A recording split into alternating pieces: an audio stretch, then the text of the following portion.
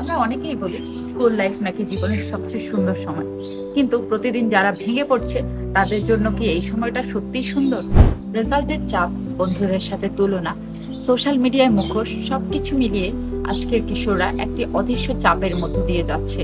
তাদের হাসির আড়ালে লুকিয়ে আছে কষ্ট, দুঃখ এবং ভয়। আমরা অনেকেই মনে করি এটা আসলে বয়সের স্বাভাবিক পরিবর্তন।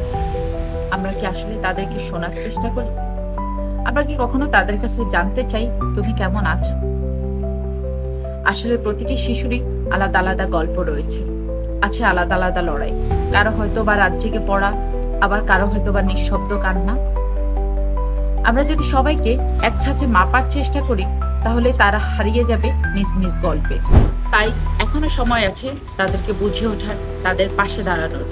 শুধুমাত্র নম্বর নয়, শুধুমাত্র শৃঙ্খলা নয়, আসলে তাদের মন ভালো আছে কিনা সেটাই জানা প্রয়োজন।